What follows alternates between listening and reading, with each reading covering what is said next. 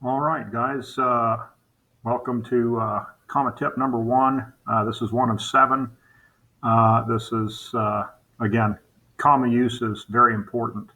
The most frequently messed up thing in all of grammar and punctuation and writing is using commas correctly. We either use too many or we don't use enough. And, again, sometimes the result can be a little tragic, but I won't get into that. Anyhow, comma tip number one deals with introductory elements. And basically, if I can boil this down to its essential element, you've got a main clause.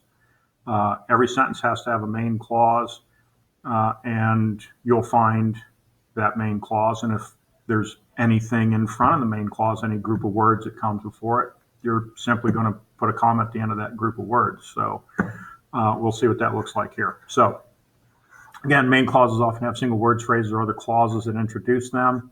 So here are common introductory elements. So we have prepositional phrases.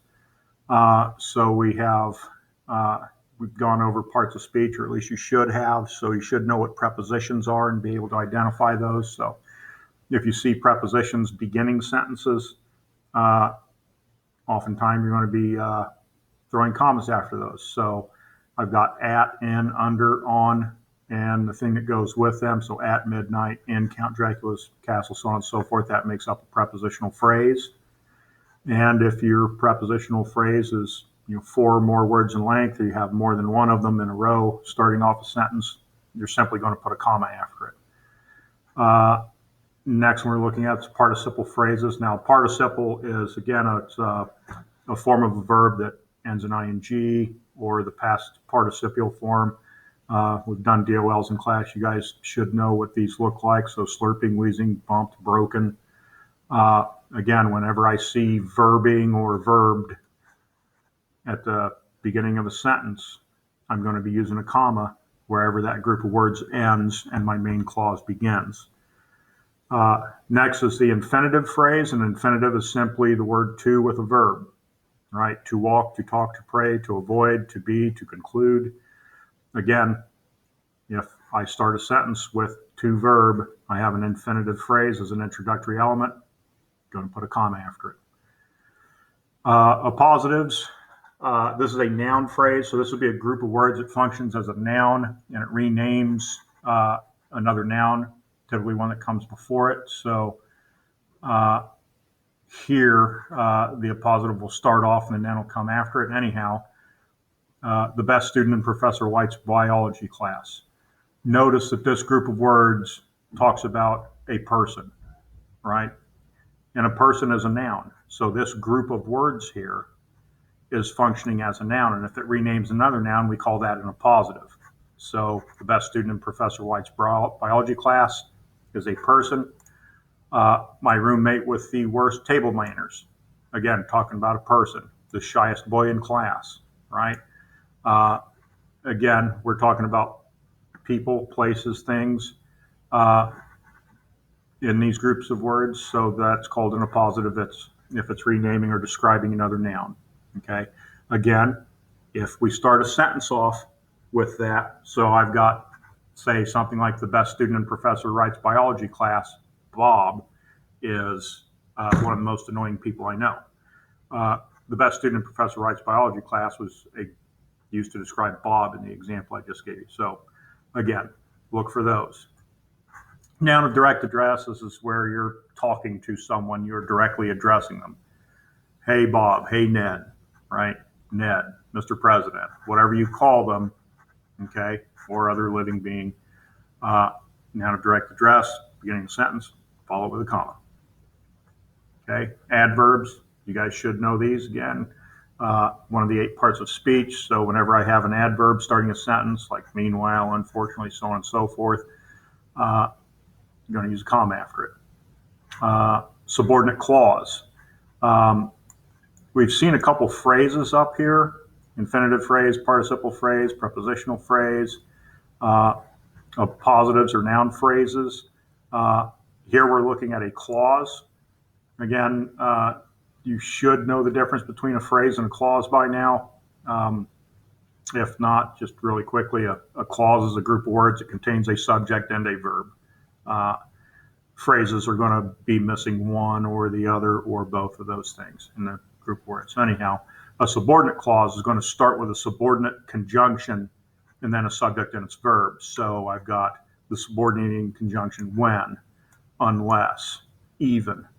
Other examples would be like if, after, right? If words like that are followed by a group of words that has a subject and a verb, so the computer began, you have heard, I warned. All right. So if you have that, you have a subordinate clause. And if a subordinate clause begins a sentence, right? The sentence begins with this if, when, unless, even though type stuff.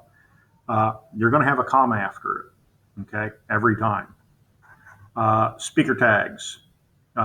This is whenever you're using directly quoted material and you're going to have quote marks. It's like Laverne shouted, Professor Nordstrom stated, Bob said, right?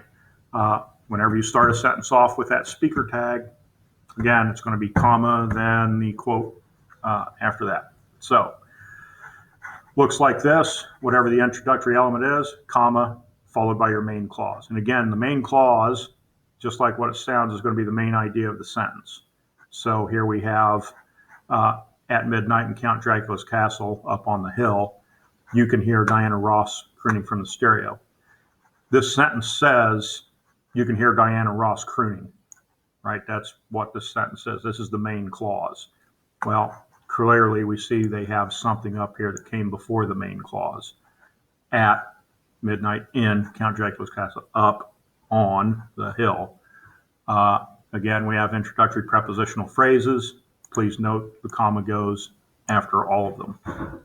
So slurping, here's verbing. This is our second example that we were given, the participle phrase. So I see verbing. This slurping up the last few drops of the chocolate shake is describing Beverly, by the way. So anyhow, Beverly was struck by lightning and toasted as crisp as a French fry is our main clause. Beverly was struck by lightning and toasted. So again, I notice I've got something in front of the main idea of this sentence. I'm going to use a comma. Okay.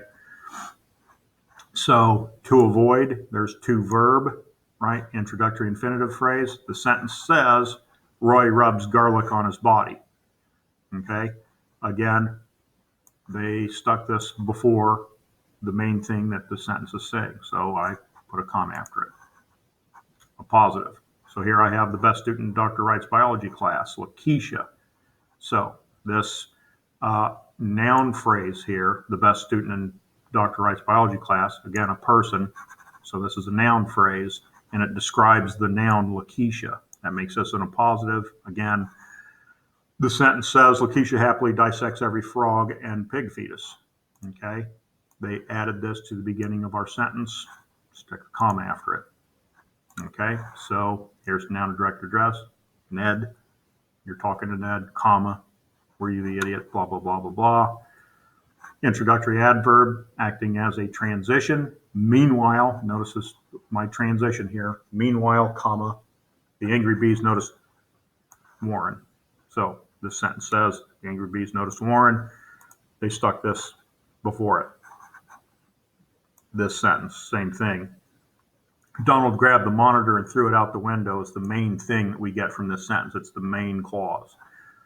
And then when the computer began to beep wildly as my introductory subordinate clause. I see the word when here. All right. When the computer began to beep wildly, the computer began. Okay. So I've got a subject and its verb, but it's a subordinate clause. So I use a comma after it. And then speaker tag. Okay. So they give us a quick test here.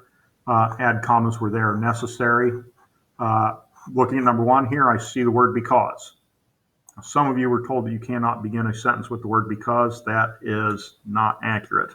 You can begin a sentence with the word because as long as you have a complex or compound complex sentence.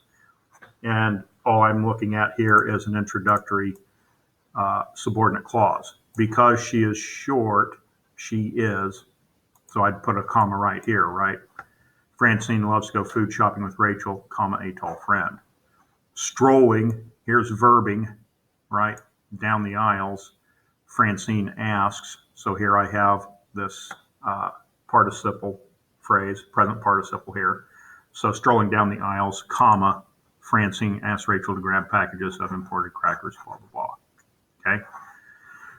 Here's a preposition on top, another preposition of the computer monitor. My goodness, here is another one, in the bedroom. So on top of the computer monitor, in the bedroom, a collection of stuffed unicorns. This is what the sentence says, is a collection of stuffed unicorns supervises. So I need a comma here after bedroom, right?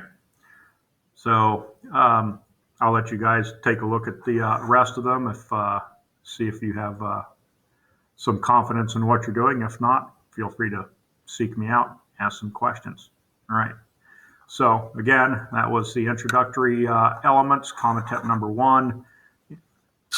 If you got stuff that comes before your main clause, separate it with a comma. Not difficult. All right. You guys have a great one.